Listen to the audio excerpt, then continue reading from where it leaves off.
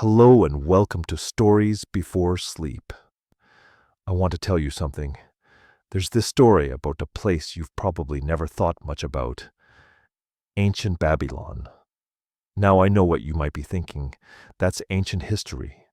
What does that have to do with me? But stay with me here because what I'm about to share with you is something that's been true for thousands of years. And it's still true today. You see, the ancient Babylonians figured out something that most people never do. They figured out how to build real wealth. Not the kind that comes from luck or inheritance, though some of them had that too. But the kind that comes from understanding something fundamental about money itself, about how it works, about how it grows, about how it protects you.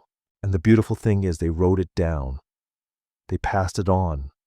So it survived, through empires rising and falling, through wars and famines, through thousands of years.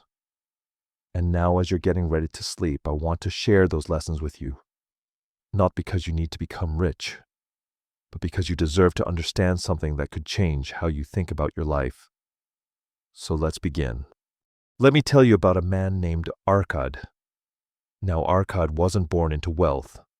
He wasn't the son of a king or a merchant prince. He was just a regular person. Someone like you really. Someone who woke up every morning and went to work. Someone who had bills to pay and a family to feed. Someone who wondered, like most of us do, if there was ever going to be more. Arkad lived in Babylon around 2,500 years ago. Babylon was magnificent. If you could have walked through its streets, you'd have seen the famous hanging gardens. You'd have heard the sounds of the marketplace, merchants calling out their wares, coins clinking, people negotiating, the smell of spices and bread and animals. It was a city of commerce, a place where money moved constantly. And yet, despite all that wealth flowing through the streets, most people were poor. They worked hard. They earned their living, but they never seemed to get ahead. Arkad was like that too at first. He worked as a scribe. Do you know what a scribe did? He copied documents. He wrote contracts. He recorded transactions. It was honest work, but it didn't pay much. He'd earn a small amount of silver each day, just enough to survive, just enough to pay for food and shelter. And then it would be gone, spent, and he'd start over the next day with nothing. This went on for years. Can you imagine that, working every single day, and at the end of each week, having nothing to show for it? No savings, no security, just the endless cycle of earning and spending. That's how most people lived in Babylon. That's how most people live today, if we're being honest. But something changed for Arkad. It wasn't a dramatic moment. It wasn't like he woke up one day and suddenly became rich. It was quieter than that, more subtle. He was sitting with an older man, a wealthy merchant named Algamish. And Algamish asked him a simple question. He said, "Arkad, why do you not have money?" Now that might seem like a rude question, but Arkad thought about it, really thought about it. And he realized something. He said, "I earn money, but I spend it all." Algamish nodded. And then he said something that changed everything. He said, "Then you are not saving anything. You are not keeping any portion of what you earn for yourself." It sounds so simple when you hear it like that. Almost obvious. But think about it. Most of us live exactly like that. We earn money. We spend it. We earn more. We spend that too. We're like a bucket with a hole in the bottom. No matter how much water you pour in it, all leaks out. Arkad felt something shift inside him in that moment. He thought, "I've been working all these years and I've been keeping nothing. Everything I earn belongs to someone else. The baker, the landlord, the merchant, everyone but me." It was a strange realization. Not angry exactly, but clear, crystal clear. He'd been working his entire life, but he wasn't working for himself. Algamish told him something then. He said, "A portion of all you earn is yours to keep. It should not be less than 1/10, but it should be yours, not your employer's, not your creditors. Yours. You must pay yourself first." Now, Arkad had heard people talk about saving before. But this was different. This wasn't about deprivation. It wasn't about suffering. It was about a principle, a simple principle, that before you pay anyone else, before you spend money on anything, you must set aside a portion for yourself. And that portion belongs to you. It's sacred. It's untouchable. He decided to try it. He decided that from that day forward, he would keep 1/10 of everything he earned. Not later, not when he had more, but starting immediately. Starting now, the first week was hard. He had to cut back. He had to think about what he was buying. He had to say no to things he wanted. But at the end of that week, he had something he'd never had before. He had money that was his, money that he'd kept, money that belonged to him alone. It wasn't much, just a small amount of silver, but it felt different. It felt like power. It felt like possibility. Because for the first time in his life, Arkad had something that wasn't immediately gone, something that could grow, something that could become more. And here's what's important. He didn't become rich that week. He didn't suddenly transform into a wealthy man, but something inside him did transform. He understood something fundamental. He understood that wealth doesn't come from earning more money. It comes from keeping a portion of the money you earn. It comes from making a decision that a part of your income belongs to you, not to everyone else. This is the first rule, the foundation. Everything else builds on this. Because you can't invest money you don't have. You can't make your money multiply if you're not keeping any of it. You can't build security if every penny you earn flows out of your hands like water through your fingers. So as you're listening to this, I want you to think about something. How much of what you earn do you actually keep? Not in a bank account that you dip into for emergencies, but truly keep. Set aside. Protect. For most of us, the answer is probably not much. Maybe nothing at all. And that's okay. That's not a judgment. That's just reality for most people. But it doesn't have to stay that way. The ancient Babylonians understood something we've forgotten. They understood that you must be your own creditor first. You must pay yourself before you pay anyone else, not out of selfishness, but out of necessity. Because if you don't, no one else will. Now, keeping a portion of what you earn is one thing. But there's a problem that comes right after it. A problem that Arkad discovered almost immediately. Once you've decided to keep 1/10 of your income, you have to figure out how to live on the other 9/10. And that's where most people get stuck. You see, Arkad's first instinct was to just cut back a little bit, to trim here and there, to spend a bit less on food, a bit less on clothes. But he quickly realized that wasn't going to work, because the problem wasn't just about spending less.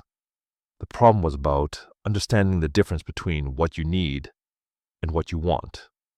And in Babylon, just like today, that line gets blurry very quickly. Let me paint you a picture of what Babylon was like in those days. It was a marketplace society. Merchants from all over the known world came there. They brought goods from Egypt, from Persia, from distant lands you couldn't even imagine. Silk, spices, perfumes, jewelry, beautiful things, luxurious things. And they were all for sale, all available, all tempting. The streets were lined with shops, vendors calling out, "Come see what I have, the finest cloth in all the world, perfume from the mountains, jewelry that will make you the envy of everyone." It was intoxicating. It was designed to make you want things, to make you feel like you needed things. to make you believe that your life would be better if you just bought this one more item. Sound familiar? It should, because we live in exactly the same world. Different technology, same psychology. We're surrounded by things we can buy, things we're told we need, things that promise to make our lives better, happier, more complete. And it's relentless. It never stops. Arkad faced this too. He'd walk through the marketplace and see something beautiful. A fine robe, a better pair of sandals, a nicer cup for his wine. And his first instinct was the same as ours. He wanted it. He thought about how good it would feel to own it, how it would improve his life, how everyone would notice. But then he remembered something Algamish had told him. Algamish said, "Do not confuse your desires with your needs, Arkad. Your needs are few: food, shelter, clothing. Everything else is a desire. And desires are endless. If you spend all your money on your desires, you will never have money left over. You will never build wealth." So Arkad had to make a choice. And it wasn't an easy one, because desires feel like needs when you're in the moment. When you see something beautiful, your brain tells you that you need it, that your life is incomplete without it, that you deserve it, that you've worked hard and you should treat yourself. This is the second rule. Control your expenditures. Not because you should suffer, not because you should deny yourself everything, but because you need to distinguish between what you actually need to survive and be healthy, and what you simply want because it looks nice or makes you feel good in the moment. In Babylon, the wealthy merchants understood this. They lived well, yes. They had nice things. But they didn't spend every penny they earned. They were intentional about their spending. They asked themselves questions before they bought something. Do I need this or do I want this? Can I afford this without touching my savings? Is this worth the money I've earned? Arkad started doing this too. He made a list. On one side, he wrote down his actual needs: food, a simple place to live, basic clothing, a small amount for oil for his lamp. These were the things he needed to survive. When he added them up, they didn't cost very much less than he was earning. On the other side, he wrote down his desires: the fine robe, the better sandals, the nicer cup, the fancy oils and perfumes, the good wine instead of cheap wine, the meals at the tavern instead of cooking at home. When he looked at that list, he realized something. He realized that he'd been spending money on desires as if they were needs. He'd been treating wants like necessities. And here's what happened next. This is important. He didn't eliminate all his desires. He didn't become a monk. He didn't deny himself everything. But he became intentional. He said to himself, I can have some of these things, but not all of them, and not all at once. I need to choose. I need to be selective. So he cut back. Not drastically, but noticeably. He ate simpler food. He wore simpler clothes. He stopped going to the tavern as often. He made his own wine instead of buying the expensive kind. And something interesting happened. He realized that he didn't miss those things as much as he thought he would. The simpler food was still good. The simpler clothes still kept him warm. His life didn't get worse. It just got simpler. But more importantly, something shifted in his mind. He thought, I've been spending money on things that don't matter, things that I forget about a week after I buy them. And I've been doing this instead of building something real, instead of building security, instead of building wealth. It was a strange realization, not depressing exactly, but clarifying. He could see now how much of his money had been wasted on things that didn't matter. The transformation didn't happen overnight. It took time. But gradually Arkad got used to living on less. And here's the key thing. He didn't feel poor. He didn't feel deprived. He felt free. Because every day he knew that he was keeping money. That money was accumulating. That he was building something. This is what most people don't understand about controlling your expenditures. They think it means suffering. They think it means never having nice things. But it doesn't. It means being intentional. It means asking yourself hard questions before you spend money. It means understanding that every purchase is a choice, and that choice has consequences. In Babylon, the poor stayed poor because they spent everything they earned, not because they were foolish, but because they never learned to distinguish between needs and desires. They never learned to control their spending. They were like leaves floating down a river, going wherever the current took them. But Arkad was different. He was learning to be intentional. He was learning to make choices instead of just reacting to his impulses. And that made all the difference. As you're lying there, as your mind is starting to settle, think about your own spending for a moment. Not to judge yourself, but just to notice. How much of your money goes to things you actually need? How much goes to things you want? How much of your income could you keep if you were more intentional about your choices? Don't answer right now. Just let that question sit with you. Let it be something to think about tomorrow. Now Arkad had learned something crucial. He was keeping a portion of what he earned. He was controlling his spending. And slowly, over time, he was accumulating money. Real money. Money that belonged to him. Money that was sitting there, waiting. But here's where most people get stuck. They save their money. They keep it safe. They put it under their mattress, so to speak. And they feel good about that. They feel secure. But their money just sits there. It doesn't grow. It doesn't do anything. It's just there. And in a world where prices are always rising, where inflation is always eating away at the value of your money, just keeping it safe means you're actually losing ground. Arkad realized this too. He had saved up a decent amount of silver by now, maybe a year's worth of wages. It felt like a lot. It felt like security. But then he thought about it. He thought, this money is just sitting here. It's not doing anything. It's not growing. And if I need it for an emergency, I'll spend it. And then I'll be back where I started. He needed to do something different. He needed to make his money work for him. He needed to make it multiply. Now this is where things get interesting, because in ancient Babylon they had something we often think of as modern. They had banking. They had lending. They had investment. It wasn't like modern banking, of course. But the principle was the same. People with money could lend it to people who needed it. And in exchange, they'd get paid back more than they lent. This might seem obvious to us now, but think about how revolutionary that idea was. The concept that money could make more money, that you didn't have to work with your hands to earn income, that your money could work for you while you slept.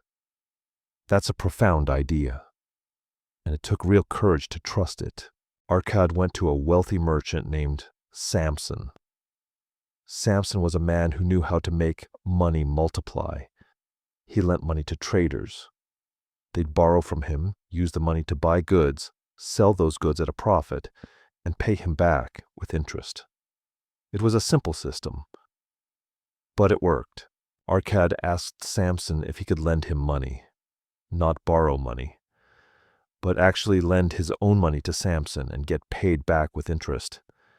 Samson looked at him like he was crazy at first, but then he understood. Arkad had saved money, real money, and he wanted to put it to work. Samson explained how it would work. He said, I will take your money and use it in my business. I will buy goods and sell them.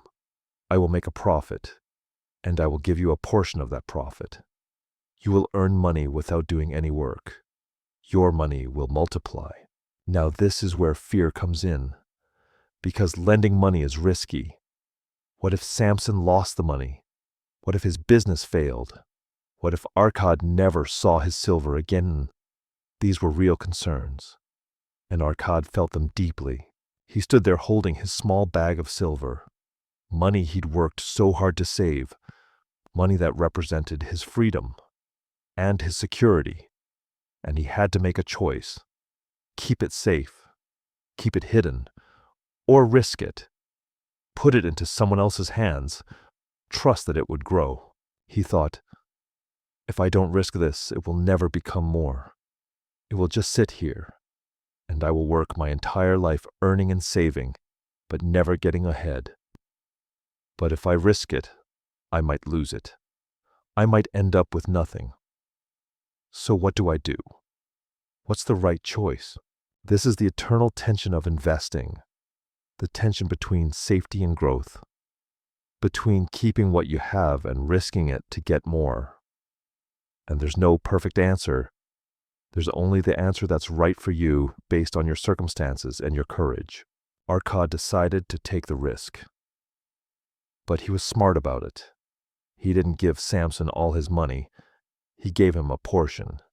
He kept some safe. He diversified, though he wouldn't have used that word. He understood instinctively that you shouldn't put all your eggs in one basket. And something remarkable happened. After a few months, Samson came to him. He brought back Arkad's original silver, and he brought extra. Profit, interest, money that Arkad hadn't earned with his own hands. Money that his money had earned. Arkad held that money in his hands and felt something shift inside him. He understood in that moment the power of compound growth. He understood that money could make money, that if he reinvested this profit, it would make even more money, that over time this could grow exponentially, that he didn't have to work his entire life to become wealthy. He just had to make his money work for him. In Babylon, this was how the wealthy stayed wealthy.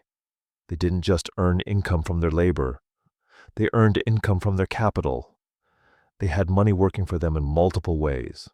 They lent money. They invested in businesses. They owned property that generated income. They understood that the real path to wealth wasn't working harder. It was making your money multiply. This is the third rule: make your money multiply.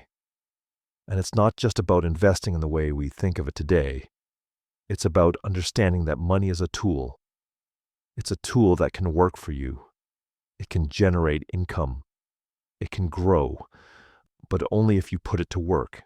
Now, here's something important. This rule requires the first two rules to work. You can't make your money multiply if you're not keeping any of it. You can't invest if you're spending everything you earn. So these rules build on each other. They're connected. They're a system. And there's another thing. Making your money multiply requires knowledge. You need to understand where to put your money. You need to know the difference between a good investment and a bad one. You need to learn. You need to educate yourself. Because if you just give your money to anyone, you might lose it. You need to be careful. You need to be thoughtful. But the basic principle is simple. Your money can work for you. It can generate income without you having to lift a finger. It can multiply.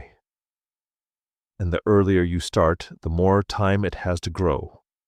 This is the power of compound growth. Money making money, making more money, making even more money. Over time, it becomes exponential. As you're lying there, as your breathing is getting slower and deeper, think about this for a moment. Think about the money you've earned in your life. How much of it has worked for you? How much of it has just sat there or been spent? What if you started right now making your money work for you? What if you invested even a small amount? What could it become in 5 years, in 10 years, in 20? These are questions for tomorrow. For now, just let the idea settle into your mind. The idea that your money doesn't have to be passive. It can be active. It can work. It can grow. And that changes everything. Now, Arkad was beginning to understand something profound. He was keeping money. He was controlling his spending. He was making his money multiply, and his wealth was growing. For the first time in his life, he felt like he was moving forward, like he was building something real. But then something happened that changed everything. A friend of his, a man named Dabasir, came to him one evening. Dabasir looked troubled. He looked worried. And when Arkad asked him what was wrong, Dabasir told him a story that would stay with him for the rest of his life. Dabasir had been doing well. He'd saved money. He'd invested it. He'd made it multiply. And he'd accumulated a decent amount of wealth. Not rich, but comfortable, secure. He had enough to live on for several years without working. He had freedom. He had options. And then he met a man. This man came to him with an opportunity, a business opportunity, a chance to invest in a venture that would make him even wealthier. The man promised incredible returns. He said, "Invest with me, and your money will triple in a year, maybe more." Now Dabasir should have been suspicious. He should have asked questions. He should have been careful. But he wasn't. He was greedy. He saw the possibility of becoming truly rich, not just comfortable. And he wanted that. So he invested. He gave this man a large portion of his savings, almost all of it, and the man disappeared. He took the money and vanished. Dabasir never saw him again, and he never saw his money again either. Arkad listened to this story, and he felt something cold move through him. He thought, this could happen to me. I could lose everything. All the work I've done, all the money I've saved, all of it could be gone in an instant. This is the fourth rule. Guard your treasures from loss. And it's not just about protecting your money from thieves. It's about protecting it from foolishness, from greed, from ignorance, from your own bad decisions. In Babylon, there were many ways to lose money. Some of them were obvious. Thieves, bandits, wars, natural disasters. A fire could destroy your home and everything in it. A flood could wash away your property. A war could devastate the city. These things happened. People lost everything. But there were other ways to lose money too. Ways that were more subtle, more insidious. A bad investment. A business partner who betrayed you. A loan to someone who never paid you back. A deal that seemed too good to be true because it was too good to be true. The wealthy people in Babylon understood this. They understood that building wealth was hard. It took time. It took discipline. It took sacrifice. But losing wealth was easy. It could happen in an instant. One bad decision. One moment of greed. One moment of carelessness. And everything could be gone. So they protected themselves. They diversified their investments. They didn't put all their money into one venture. They spread it around. They invested in different things.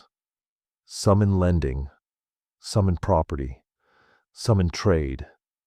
That way, if one investment failed, they still had others. They also asked questions. They investigated before they invested.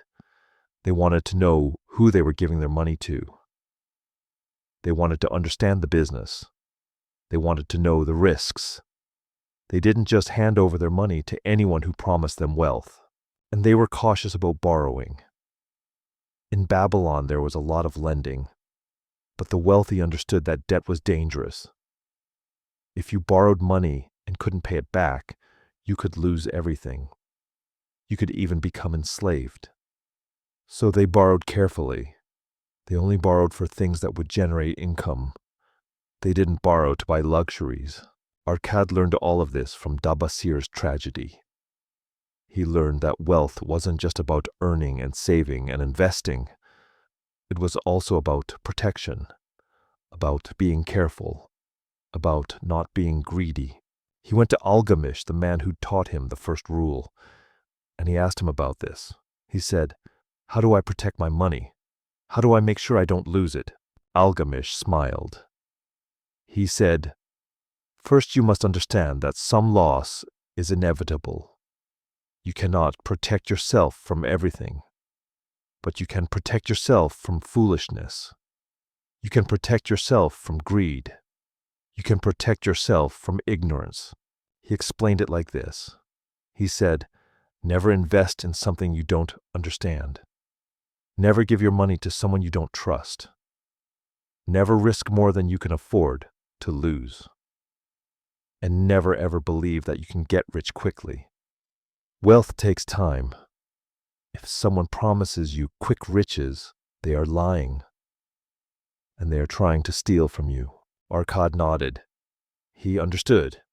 He thought, I need to be careful. I need to be thoughtful. I need to ask questions. I need to understand what I'm doing before I do it, because one mistake could undo years of work. This is wisdom that's been lost in many ways. In our modern world, we're surrounded by people promising quick riches, get-rich-quick schemes, investments that seem too good to be true, and many of us fall for them. We see the possibility of wealth and we want it so badly that we ignore the warning signs. But the ancient Babylonians understood something we've forgotten. They understood that if it seems too good to be true, it probably is. They understood that real wealth takes time, that there are no shortcuts, that the only way to build lasting wealth is to be careful, to be thoughtful, to protect what you have. Arkad also learned about another form of protection. Insurance, though, they didn't call it that. He learned that merchants would pool their resources. If one merchant's ship sank, the others would help him recover. If one merchant's goods were destroyed, the others would contribute to help him rebuild. It was a form of mutual protection, a way of guarding against catastrophic loss. In our modern world, we have formal insurance. We insure our homes, our cars, our health, our lives. We do this because we understand that loss can happen, and when it does, we want to be protected. The Babylonians understood this principle too, even if they didn't have formal insurance companies. But here's the thing about protection. It costs money. Insurance costs money. Diversification means you might not make as much profit on each individual investment. Being careful means you might miss out on some opportunities. There's a cost to protection, and you have to be willing to pay that cost. Arkad understood this. He understood that he couldn't make the maximum possible profit on every investment. He had to sacrifice some potential profit in exchange for safety. He had to be willing to earn less in order to risk less. And he was okay with that, because he understood that losing what he had was worse than not gaining as much as he could. This is a lesson that many modern investors struggle with. We want maximum returns. We want to get rich as fast as possible. And so we take risks we shouldn't take. We invest in things we don't understand. We trust people we shouldn't trust. And sometimes we lose everything. But the Babylonians knew better. They knew that the goal wasn't to get rich as fast as possible. The goal was to build lasting wealth, to build security, to build a life where you didn't have to worry about money. And that required protection. That required being careful. That required sacrificing some potential gain in exchange for safety.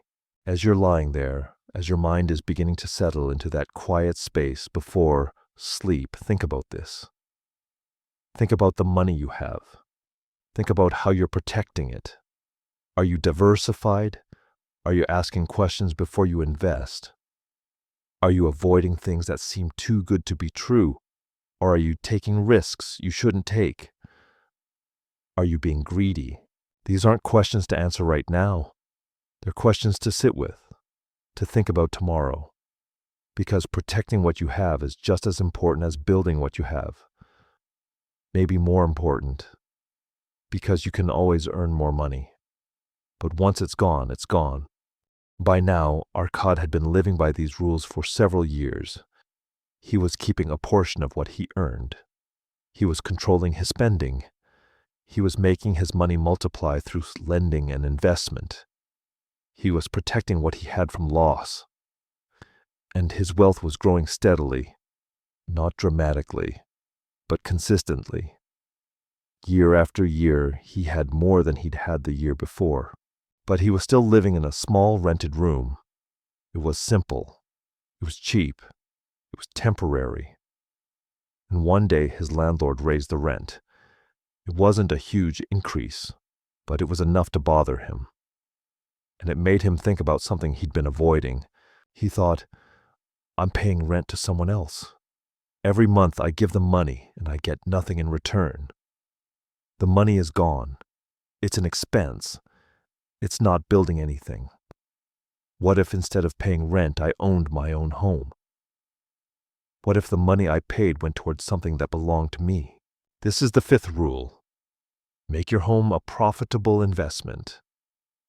And it's one of the most powerful rules because it applies to something almost everyone needs: a place to live. Now, in ancient Babylon, real estate was valuable. Land was valuable. Property was valuable. And the wealthy understood something that most people didn't. They understood that your home doesn't have to be just an expense. It can be an investment. It can generate wealth. Arkad went to a real estate merchant named Nabu. Nabu was a man who knew the property market in Babylon. He knew which neighborhoods were growing. He knew which properties would increase in value. And he helped Arkad find a small house, not a mansion, not something fancy, just a simple house, a place where he could live. But here's the key thing. Arkad didn't just buy a house to live in. He bought a house as an investment. He thought about it carefully. He asked himself questions. Will this property increase in value over time? Can I afford the payments? Is this a good investment? The house cost a certain amount of money. Money that Arkad had saved. Money that he'd accumulated through years of discipline and careful investing. And when he bought it, something shifted. He owned something real, something tangible, something that would be his forever, or at least for as long as he wanted to keep it. Now here's where the real wisdom comes in. Because owning a home is different from renting. When you rent, your money is gone. It's an expense. It doesn't build anything. But when you own, your money is building equity. Every payment you make is building your wealth. Every year that passes, your home might increase in value, and you own something real. But there's more to it than that. Arkad realized something else. He could rent out part of his home. He had an extra room, so he rented it to a traveler who was passing through Babylon. The traveler paid him rent, and that rent covered a portion of his mortgage payment. So his home was actually generating income. His home was making money for him. This is a concept that many people don't understand. They think of their home as an expense, a place where money goes out. But it doesn't have to be that way. Your home can be an investment. It can generate income. It can build wealth. In Babylon, the wealthy understood this. They owned multiple properties. They lived in one and rented out the others. They generated income from their properties. They watched those properties increase in value over time. And they built wealth through real estate. But here's the important distinction. There's a difference between an expense and an investment. An expense is something you spend money on that doesn't generate any return. You spend the money and it's gone. But an investment is something you spend money on that generates a return. It either increases in value or it generates income or both. Many people treat their home as an expense. They pay rent or a mortgage and they think of it as money that's just gone. But if you think of it as an investment, it changes everything. You start to think about location. You start to think about whether the property will increase in value. You start to think about whether you can generate income from it. Arkad did this. He chose his location carefully. He bought in a neighborhood that was growing. He bought a property that had potential, and over time his home increased in value. The neighborhood became more desirable. More people wanted to live there, and the value of his property went up. But more importantly, his home generated income.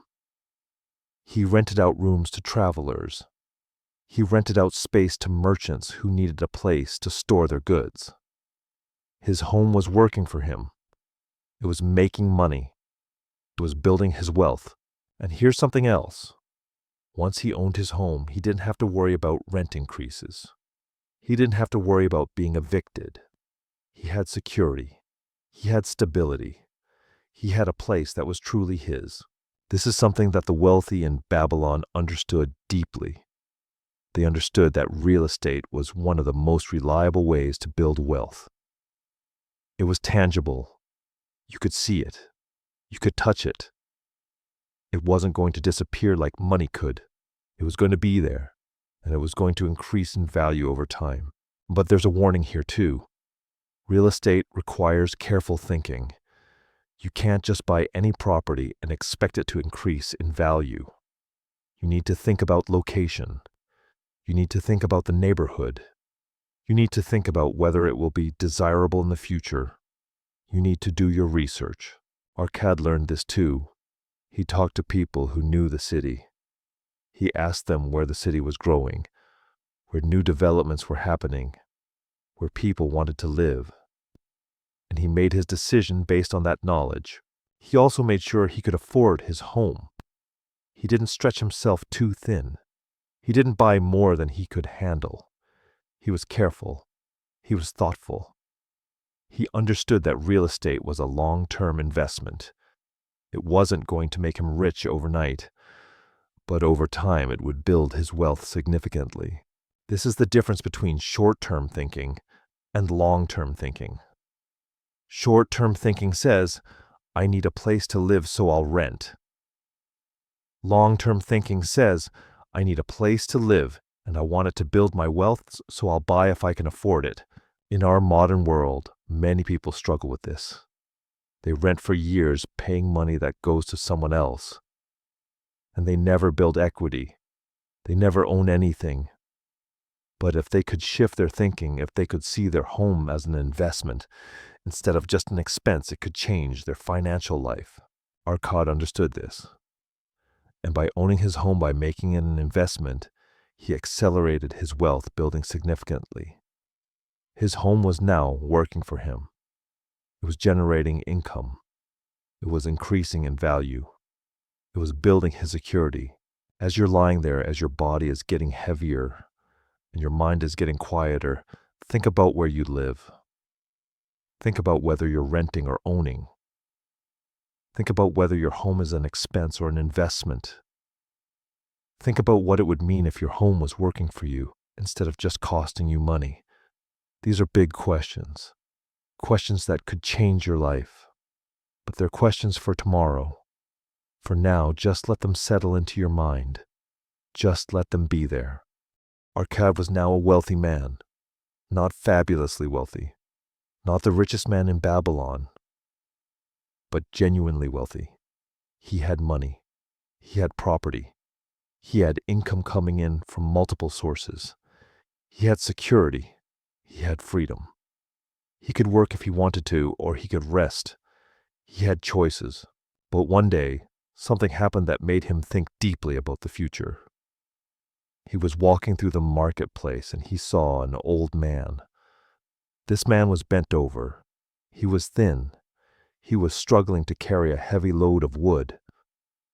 And Arkad realized that this man was probably working because he had to, because he had no other choice, because he had no savings, no security, no income except what he could earn with his own hands.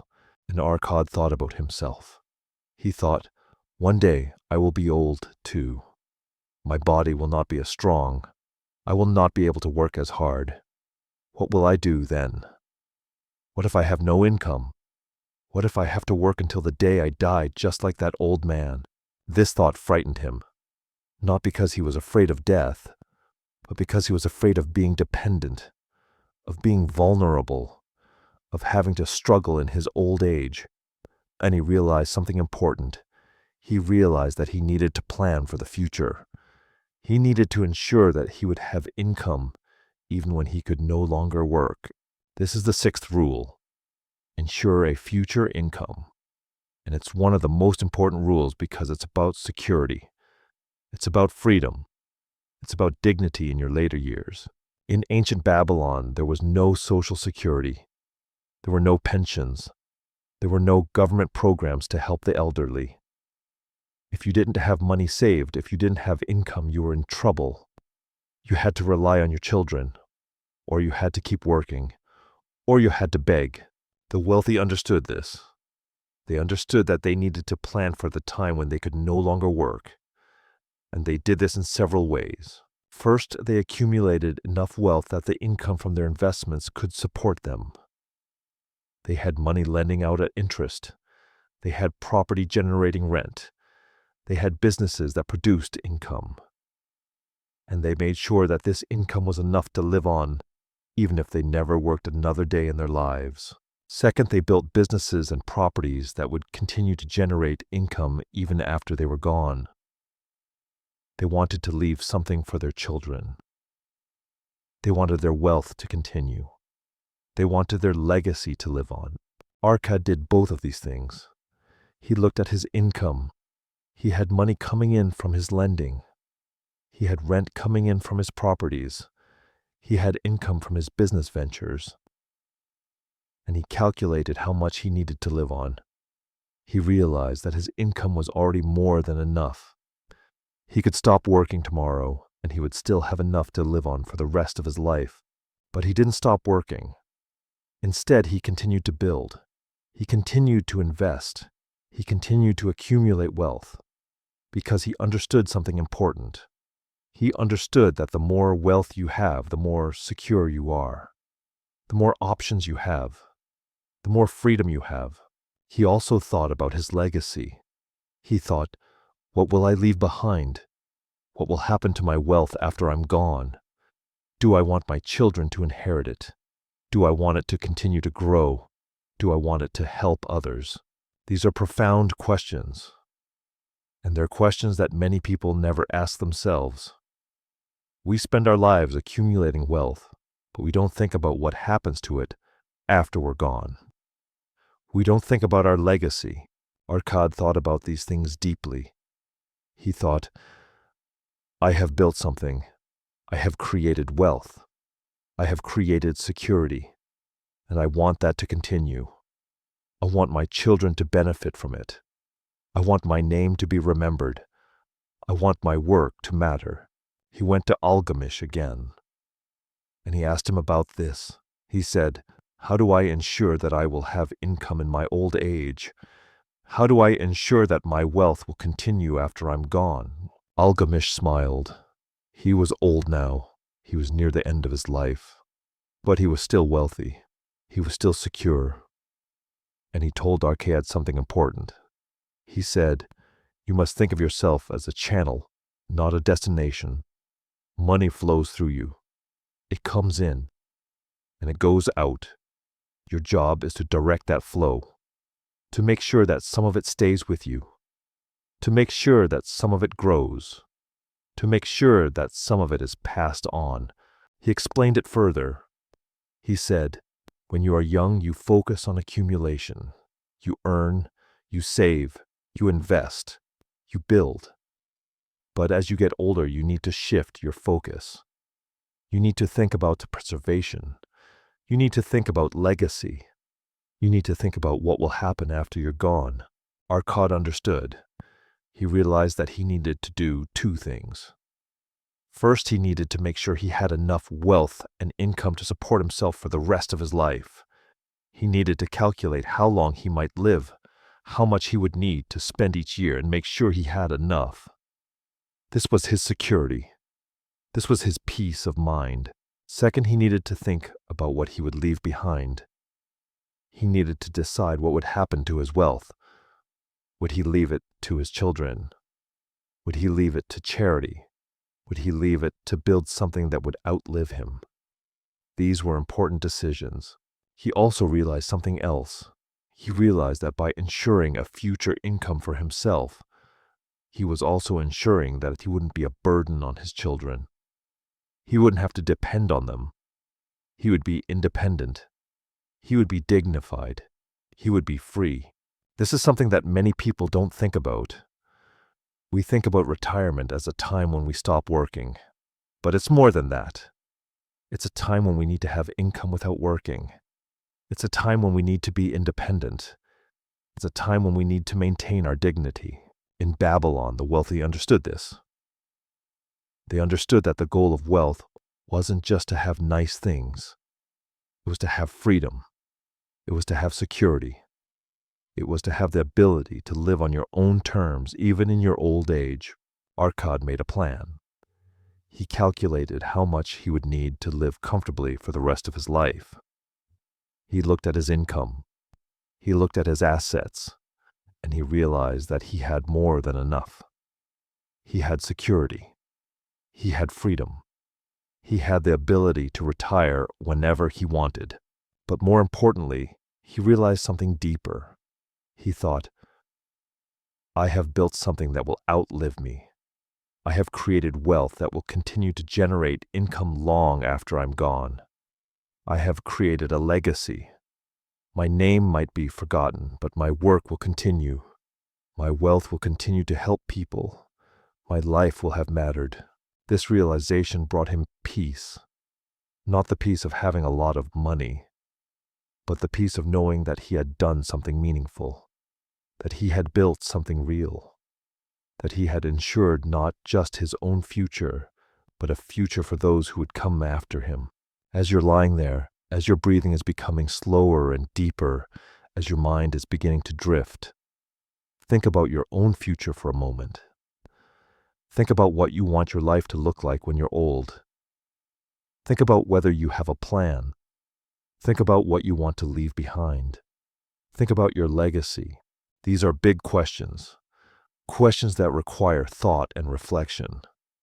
But they're important questions, because the choices you make today will determine the life you live tomorrow, and the life you live tomorrow will determine the legacy you leave behind. For now, though, just let these thoughts settle. Just let them be there. Tomorrow you can think about them more deeply. Tomorrow you can make plans. But for now, just rest. Just know that thinking about your future is a good thing. It's a sign that you're taking your life seriously, that you're thinking long-term, that you're building something real. Now, Arkad had mastered 6 of the 7 rules. He was keeping a portion of what he earned. He was controlling his spending. He was making his money multiply. He was protecting his wealth. He was investing in real estate. He was ensuring a future income. And his wealth had grown significantly. He was secure. He was comfortable. He was free. But one day a young man came to him. This young man was poor. He was struggling. He was working hard, but he wasn't getting ahead. And he asked Arkad for advice. He said, Arkad, I have heard that you are wealthy. I have heard that you have learned the secrets of building wealth. Will you teach me? Arkad agreed. And he began to teach the young man the 6 rules. But as he was teaching, he realized something. He realized that there was one more rule, one more principle that was just as important as all the others. And he realized that he hadn't fully explained it to himself. He thought, I have taught this young man how to save, how to control his spending, how to invest, how to protect his wealth, how to buy property, how to plan for the future. But I have not taught him the most important thing. I have not taught him how to increase his ability to earn, because all of these rules depend on that. If you don't earn much, you can't save much. If you can't save much, you can't invest much. If you can't invest much, you can't build wealth. This is the 7th rule. Increase your ability to earn. And it's the foundation that all the other rules are built on. Now, when Arkad was young, he was a scribe. He copied documents. He wrote contracts. It was honest work, but it didn't pay much. And for a long time he thought that was just how it was. That was his job. That was his income. That was his life. But as he learned the other rules, as he began to build wealth, he realized something. He realized that his ability to earn was limited by his knowledge, by his skills, by his understanding of the world. If he wanted to earn more, he needed to know more. He needed to learn more. He needed to develop new skills.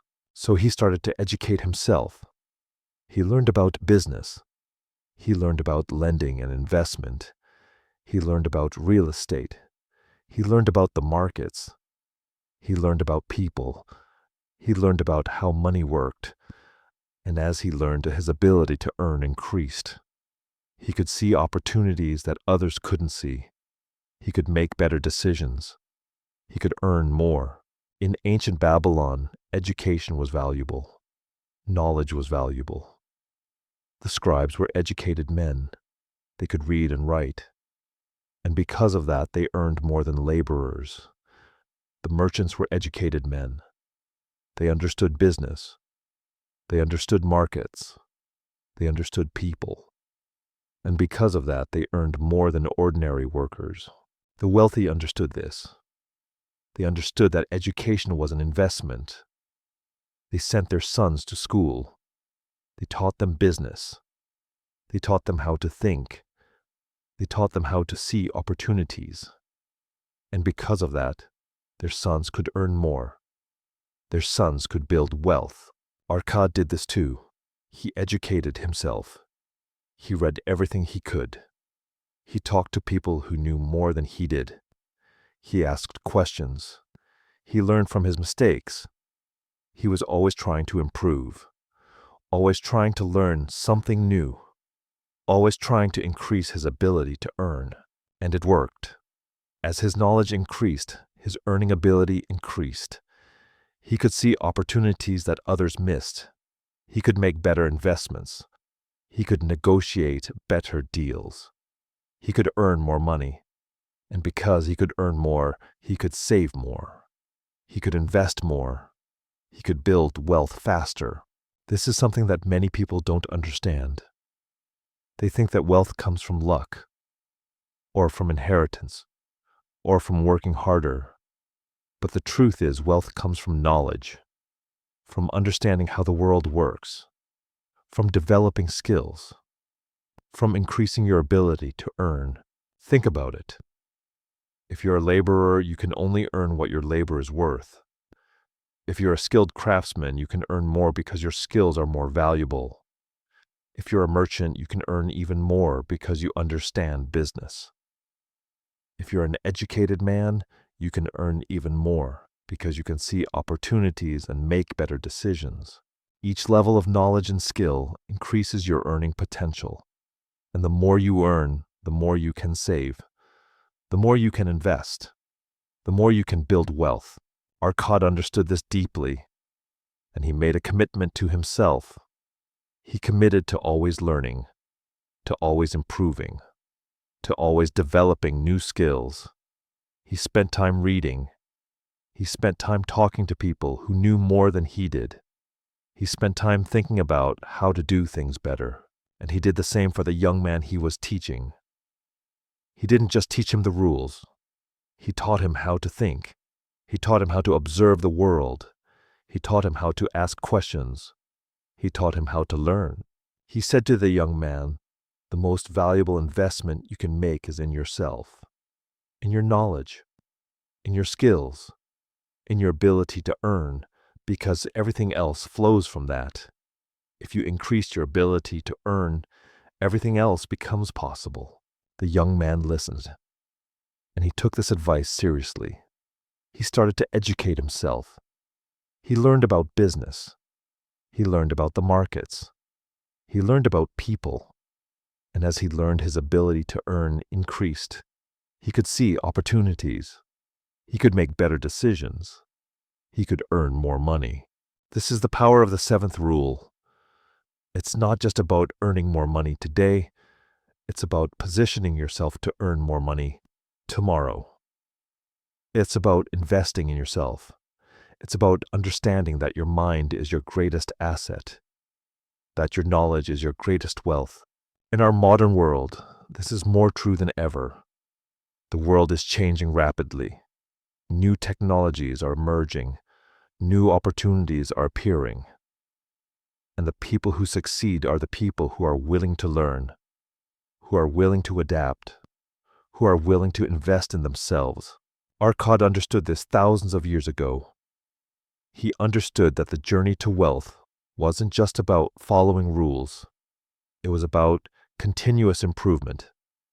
It was about always learning, always growing, always becoming better. He thought, I will never stop learning. I will never stop improving. I will never stop trying to increase my ability to earn. Because the moment I stop learning is the moment I start declining. The moment I think I know everything is the moment I become vulnerable. This is wisdom that applies to all of us, whether we're trying to build wealth or just trying to live a good life. The people who succeed are the people who are willing to learn, who are willing to grow, who are willing to invest in themselves. As you're lying there, as your eyes are getting heavier, as your mind is beginning to drift towards sleep, think about this for a moment. Think about your own abilities. Think about what you know. Think about what you could learn. Think about how increasing your knowledge could increase your earning potential. Think about what you could become if you committed to continuous learning and improvement. These are questions to sit with, questions to think about tomorrow. Because the journey to wealth, the journey to success, the journey to a good life is a journey of continuous learning. It's a journey of self-improvement. It's a journey of becoming more than you were yesterday. For now, though, just rest. Just know that you have the ability to learn. You have the ability to grow. You have the ability to increase your earning potential. And that's a powerful thing. That's something to be grateful for. As you drift off to sleep, hold on to that thought. Hold on to the idea that you can always become more. You can always learn more. You can always improve. You've been listening for a long time now. Your body is heavy. Your mind is quiet. And somewhere in the darkness, you're beginning to drift. This is the perfect moment to let go. Tonight, you've learned something ancient, something that survived empires. 7 simple rules that built wealth for thousands of years. Not complicated, not mysterious. Just practical wisdom about money and life. A portion of what you earn is yours. Control what you spend. Make your money work. Protect what you have. Invest in your home. Plan for tomorrow. Keep learning. That's it. That's the secret the Babylonians discovered. And it's still true today. You don't need to do everything at once. You don't need to transform your life tonight. Just pick one thing, one small change, one decision. That's enough to begin. Maybe tomorrow you'll set aside a small amount of money. Maybe you'll think twice before buying something you don't need. Maybe you'll ask a question before making an investment. Maybe you'll pick up a book and learn something new. Any of these is a beginning. The ancient Babylonians weren't special. They weren't smarter than you. They just understood something fundamental. They understood that wealth comes from discipline, from patience, from making small choices day after day that compound into something real. And you can do this too. You have everything you need: intelligence, time, the ability to learn, the ability to choose differently. That's all it takes. So as you're lying there, as your eyes are closing, as sleep is pulling you down into its gentle embrace, I want you to know this. You're going to be okay. More than okay. You're going to build something real. Something that lasts. The Babylonians are gone. Their city is dust, but their wisdom lives on. And now it's yours. Rest now. You've done good work tonight. Tomorrow is waiting. Tomorrow you can begin. But for now, just sleep. Just let yourself drift. Just know that you're exactly where you need to be. Sleep well. You've earned it.